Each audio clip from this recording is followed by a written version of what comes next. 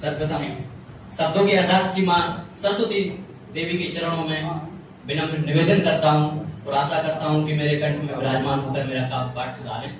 और मंच पर उपस्थित सभी उपस्थित गणों का भी आशीर्वाद प्रदान करना चाहता हूँ। और जैसे दादा ने बताया कि समय की एक सीमा होती है, फिलहाल सचिन की है, आने वाली पता नहीं दूसरी किसकी होगी। तो मैं पढ़ता हूँ, पहले मैं अपना परिचय देता हूँ, मैं किस जगह से आता हूँ। और कई लोगों का ऐसा कहना होता है कि बुंदेलखंड जो धरा है वो पानी वगैरह कुछ नहीं है। तो भाई पानी तो पहले भी था, लेकिन क्या करें, शीश काटते काटते वो खून बन गया और उसी खून को पी करके आज हम सब आपके सामने उपस्थित खड़ा हूँ। उसी खून को पी करके कि बुंदेलखंड का हूँ लड़का, कहानी सुनाता हूँ। कि बुंदेलखंड का हूँ लड़का, कहानी सुनाता हूँ। जो इतिहासों के पन्नों में दब गई वो वीर गाथा सुनाता हूँ। आज का यह मंच बहुत समृद्ध है, इसलिए कविता सुनाता हूँ। आज का यह मंच बहुत समृद्ध है। मैं आया कहां से कि झांसी की उस पावन रथ से, कि झांसी की उस पावन रथ से स्वर का टीका लाया हूँ। बुंदेले हर बोलो वाली वीर गाथा सुनाने आया हूँ। उठो हिंद के वीर सपूतों, कि उठो हिंद के वीर सपूतों, फिर से हुंकार भरनी है। पावन इस भारत भूमि की हमें आरती करनी है। पावन इस भारत भूमि की हमें आरती करनी है। मिट जाएगा अस्तित्व हमारा, पतरंगा ना झुकने पाए। कि मिट जाएगा अस्तित्व हमारा, पतरंगा ना झुकने पाए। कबीर रविंद्र की यही पुकार कि सारा विश्व हमेशा भारत की जय जयकार गाए। कलम जगेगी भाव जगेंगे राष्ट्र प्रेम की ज्वाला में। कि कलम जगेगी भाव जगेंगे राष्ट्र प्रेम की ज्वाला में। बस एक ही नारा गूंजेगा इस भारत की अंबर माता की। और दादा इतिहास में दब के क्या रह गया। और हम इस सदी मतलब हमें क्या पढ़ाया जा रहा था पहले इतिहास में कि अकबर द ग्रेट, अकबर महान था। भाई मैं नहीं मानता कि अकबर महान था। अगर अकबर महान था तो महाराणा प्रताप ने 10 से 20 बार उसको पटक के मारा। एक बार तो माँ के लिए छोड़ दिया था कि जा तेरी माँ बीमार है, छोड़ दिया था, नहीं तो वही मार देते। क्या भूल गए हम लोग कि मेरे देश की निशानी वो स्वाभिमानी वाली रानी भूल जाऊं क्या। कि मेरे देश की निशानी वो स्वाभिमानी वाली रानी भूल जाऊं क्या। बात है सदियों पुरानी, धर्म जब हुआ पानी पानी, पड़ी चोटियां कटानी वो कहानी भूल जाऊं क्या। पड़ी चोटियां कटानी वो कहानी भूल जाऊं क्या। वो मेरे वीरों की रवानी जो कभी हार नहीं मानी, वो 23 साल की फांसी झूलती भगत सिंह की कहानी भूल जाऊं क्या। और वो चित्तौड़ की पद्मावती रानी, वो जौहर वाली कहानी भूल जाऊं क्या। जो लड़ी अकेली मर्दों से वो झांसी वाली रानी, झांसी वाली रानी। और प्यारा था कि भगत सिंह का नाम उसका मुखसूरत से भी प्यारा था। तेज झलकता था मुखमंडल पे, वो तो मेरे भारत माँ का राज दुलारा था। कि जब से बसंती चोला ओढ़ा, कि जब से बसंती चोला ओढ़ा, देश प्रेमी सहारा था। अरे दिलो दिमाग पे हमेशा रहता इनकलाब का नारा था। और लहू उतरा था आंखों में और हर खून का कतरा भी खोला था। कि लहू उतरा था आंखों में और हर खून का कतरा भी खोला था।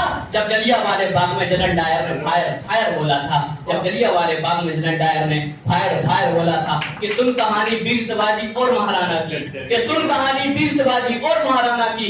दिमाग भगत सिंह का डोला था, लाज रखी थी इस माटी की, पहना बसंती चोला था। पहना बसंती चोला था।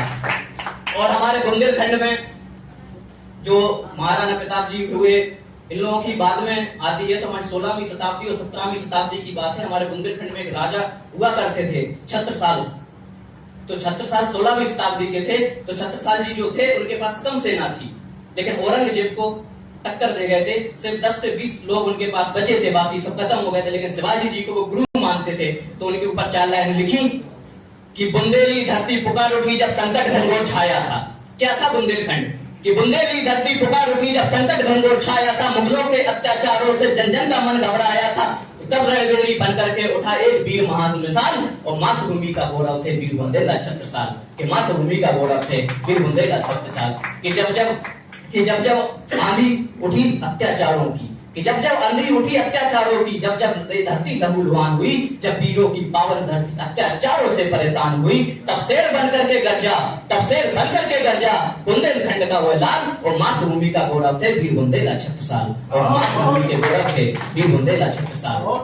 कि बुंदेलों की शौर्य गाथा हर युग में गूंजेगी गाकर, बुंदेलों की स्वर गाथा हर युग में गूंजेगी, गाकर वीरों की संतति सीखेगी उनका पथ अपनाकर, कि वीरों की संतति सीखेगी उनका पथ अपना के।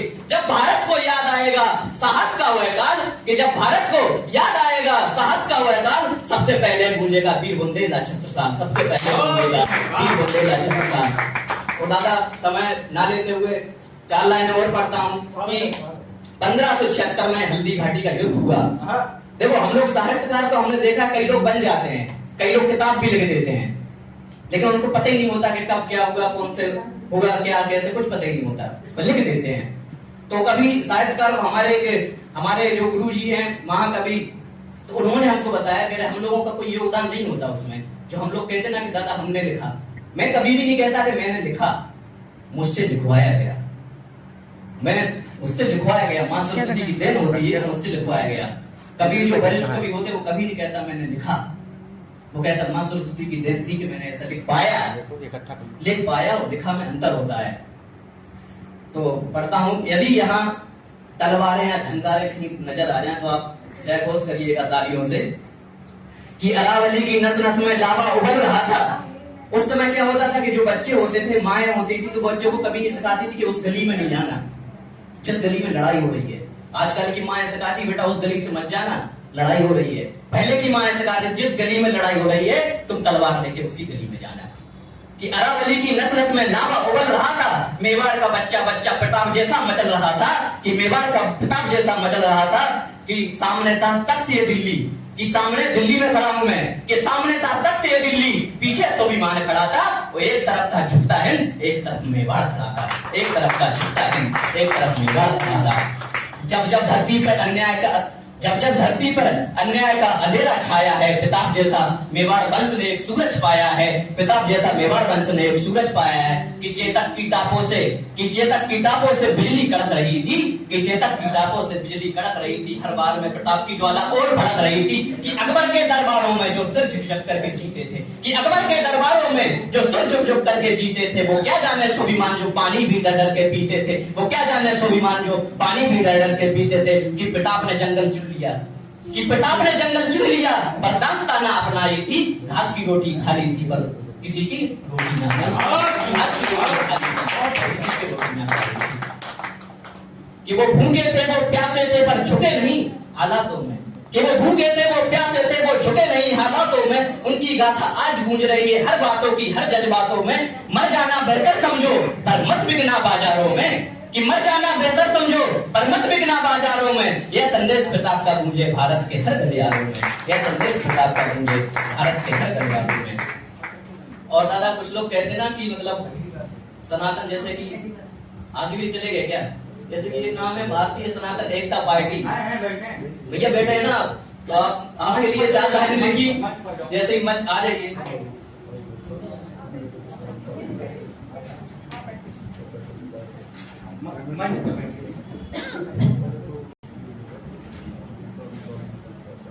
तो आशी भैया सुनिएगा कि सनातन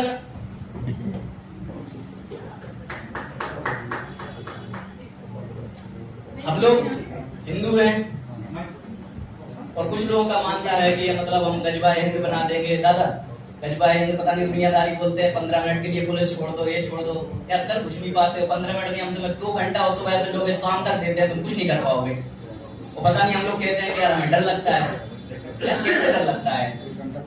कि अन्याय के आगे जिसने कभी ना मस्तक मोड़ा, कि अन्याय के आगे जिसने कभी ना मस्तक मोड़ दिया, मर्यादा की खातिर जिसने राजपाट सब छोड़ दिया।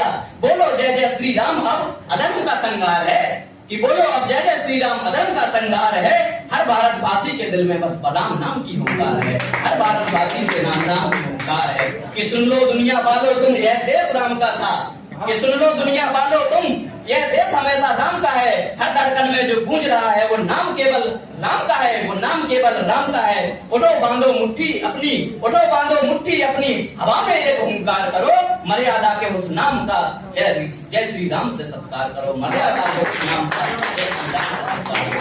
और बहुत आभार आपका।